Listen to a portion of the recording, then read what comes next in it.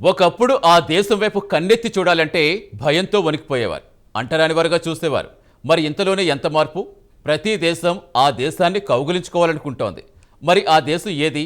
ఎందుకు అన్ని దేశాలు ఆ దేశంతో స్నేహం కోసం క్యూ కడుతున్నాయి?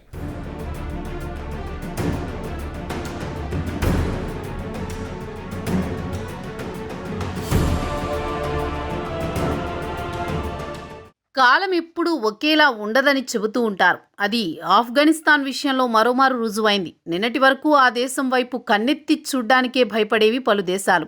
ఈరోజు తాలిబాన్ ప్రభుత్వంతో స్నేహహస్తానికి తహతహలాడుతున్నాయి. మరి ఇంతలోనే అంత మార్పు ఎలా వచ్చింది? వాస్తవానికి ప్రపంచంలోని ఏ దేశం తాలిబాన్ ప్రభుత్వాన్ని అధికారికంగా గుర్తించలేదు. మరి అలాంటిది ఇప్పుడు పోటీపడి స్నేహహస్తం అందిస్తున్నాయి. ప్రస్తుతం పరిస్థితి ఎలా ఉందంటే, తాలిబాన్లతో దోస్తానాకి ఇటు ఇండియా, పాకిస్తాన్, చైనా, ఇరాన్లు ఒకదానితో ఒకటి పోటీ పడుతున్నాయి. దీంతో ఆఫ్ఘనిస్తాన్ తాత్కాలిక విదేశాంగ మంత్రి అమీర్ ఖాన్ ముత్తాఖీ ఇటీవల వారాల్లో యమా బిజీ అయిపోయారు. ఒకవైపు పాకిస్తాన్ విదేశాంగ మంత్రితో చర్చలు జరుపుతున్నారు. అదే సమయంలో ఇండియా విదేశాంగ మంత్రి ఎస్ జయశంకర్తో ఫోన్లో మాట్లాడుతుంటే, మరోవైపు ఇటు ఇరాన్, అటు చైనాకు విమానంలో చక్కర్లు కొట్టి వస్తున్నారు.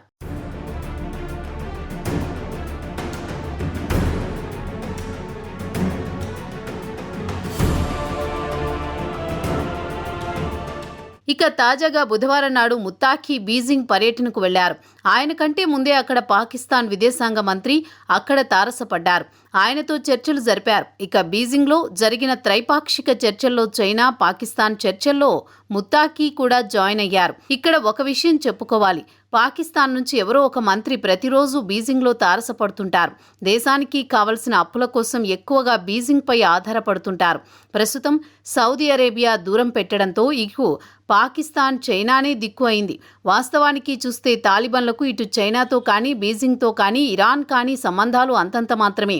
అయితే యునైటెడ్ నేషన్స్తో పాటు యుఎన్లోని సభ్యదేశాలు అధికారికంగా తాలిబాన్ ప్రభుత్వాన్ని గుర్తించలేదు.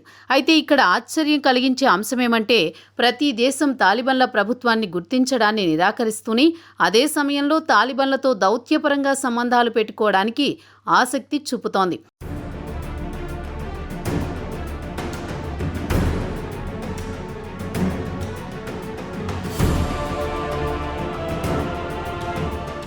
ఇటీవల కాలంలో ముత్తాఖీ ఎవరెవరితో భేటీ అయ్యారో చూద్దాం. ఏప్రిల్ 19న పాకిస్తాన్ డిప్యూటీ ప్రైమ్ మినిస్టర్, విదేశాంగ మంత్రి ఇషాక్ దార్ ఓ హైలెవెల్ డెలిగేషన్ను తీసుకుని కాబూల్లో వాలిపోయారు. ముత్తాఖీతో పాటు పలువురు ఆఫ్ఘన్ అధికారులతో చర్చలు జరిపారు. ముఖ్యంగా పాకిస్తాన్లో ఉన్న ఆఫ్ఘనిస్తాన్ శరణార్థులను తిరిగి కాబూల్ పంపాలనుకుంటోంది పాక్. దీంతో పాటు ఇరు దేశాల మధ్య వాణిజ్యం, ఆర్థికంగా ఒకరికొకరం సాయం చేసుకోవాలని నిర్ణయించాయి. ఆ తర్వాత మే 6న మరోమారు దార్ ముత్తాఖీతో ఫోన్లో మాట్లాడారు. ఈసారి ఇండియా పాకిస్తాన్పై దాడులు చేసిన తర్వాత మాట్లాడవలసి వచ్చింది. ఇక ఈ నెల 15వ తేదీన ఇండియా విదేశాంగ మంత్రి ఎస్ జయశంకర్ ముత్తాఖీతో ఫోన్లో మాట్లాడారు. పహల్గామ్లో పాకిస్తాన్ టెర్రర్ దాడులను ఖండించినందుకు తాలిబాన్ ప్రభుత్వానికి కృతజ్ఞతలు తెలిపారు. అటు తర్వాత ఈ నెల 17న ముత్తాఖీ ఇరాన్ రాజధాని టెహరాన్లో తెహరాన్ డైలాగ్ ఫోరం సదస్సుకు వచ్చారు. అక్కడ ఇరాన్ విదేశాంగ మంత్రి అబ్బాస్ ఆర్గాచి, ప్రెసిడెంట్ మసూద్ పెజికిస్కియాన్తో చర్చలు జరిపారు.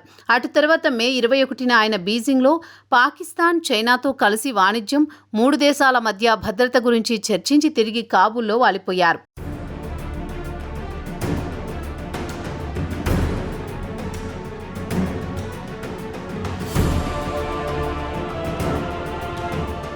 పైన తెలిపిన దేశాలతో తమకు సరిహద్దులు కలుస్తాయని తాలిబాన్ అధికార ప్రతినిధి ఒకరు వివరించారు.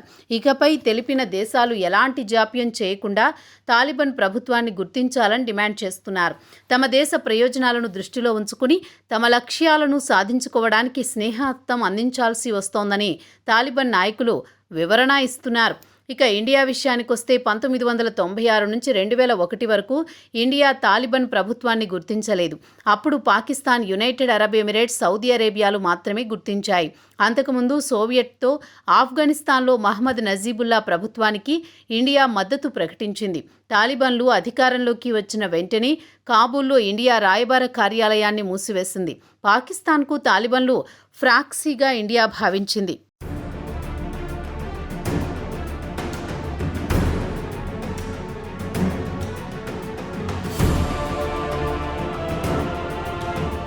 ఇక అమెరికా 2001లో తాలిబాన్లను కాబూల్ నుంచి తరిమివేసిన తర్వాత ఇండియా కాబూల్లో రాయబార కార్యాలయాన్ని ప్రారంభించింది.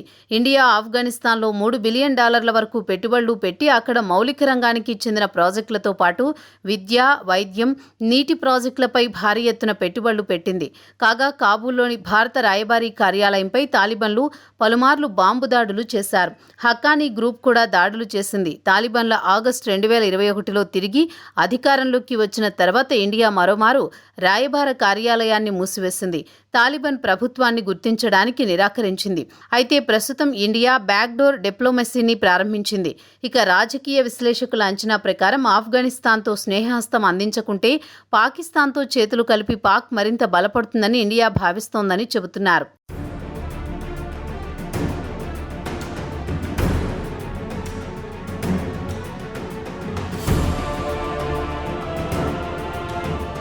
ఇక పాకిస్తాన్ విషయానికొస్తే 1996 నుంచి 2021 వరకు సంబంధాలు బాగానే ఉన్నా ఇటీవల కాలంలో సంబంధాలు బాగా దిగజారిపోయాయి.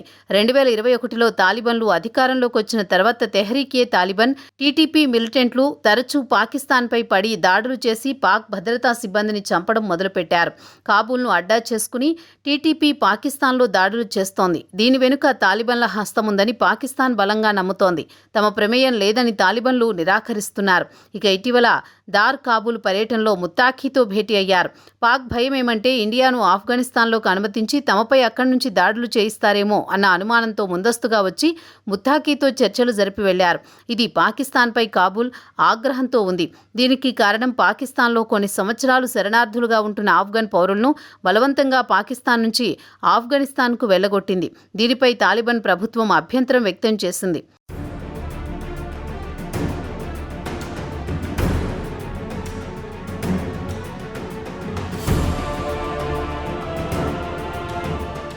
ఇక ఇరాన్ విషయానికొస్తే ఇండియా మాదిరిగానే తాలిబాన్ ప్రభుత్వాన్ని గుర్తించడానికి నిరాకరించింది.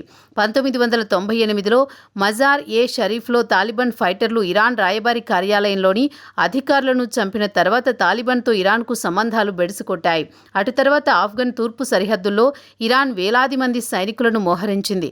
తాలిబాన్లో రెండోసారి అధికారంలోకి వచ్చిన తర్వాత ఇరాన్ కాబూల్తో సంబంధాలు మెరుగుపరుచుకోవాలనుకుంది. ఇటు భద్రత, వాణిజ్యం పెంచుకోవాలనుకుంది. ఇటీవల ఇరాన్ ప్రెసిడెంట్ పెజెష్కియాన్, ముత్తాఖీ మధ్య చర్చలు జరిగాయి. అయితే తక్షణమే తాలిబాన్ ప్రభుత్వాన్ని గుర్తించే అవకాశం లేదంటున్నారు ఇరానియన్ అధికారులు. ఇక ఇరాన్ బాధ ఏమిటంటే ఐఎస్ఐఎస్ ప్రాంతీయ గ్రూప్ ఐఎస్ఐఎల్ ఇరాన్లో తరచూ టెర్రర్ దాడులు జరుపుతోంటోంది. దాన్ని అడ్డుకోవాలని తాలిబాన్లను కోరుకుంటోంది. అయితే జనవరి 2024లో ఇరాన్లో జరిగిన భారీ బాంబు దాడిలో కనీసం 94 మంది చనిపోయారు. ఈ దాడి చేసింది తామేనని ఐఎస్ఐఎల్ ప్రకటించుకుంది. ప్రస్తుతం ప్రతి దేశం వారి వారి అవసరాలకు గాను తాలిబాన్లతో సంబంధాలు మెరుగుపరుచుకోవాలనుకుంటున్నాయి. మరి తాలిబాన్లు ఎవరిని నిజమైన మిత్రుడుగా నమ్ముతారో వేచి చూడాల్సిందే.